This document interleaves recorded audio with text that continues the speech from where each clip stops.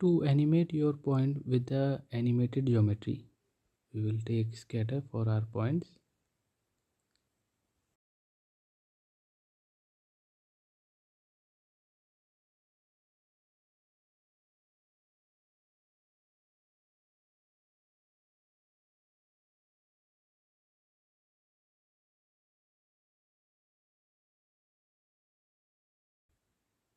Here you can see our points are going with our animated geometry, but there is some issue in the leg part.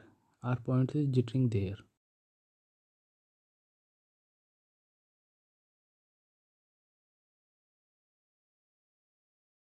So how to fix that?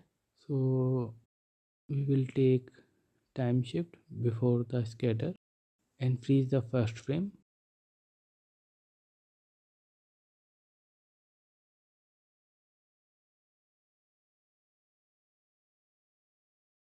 and now after the scatter I'll take point deform, and second input will be the rest position, which is our time shift, and third one will be our animated geometry.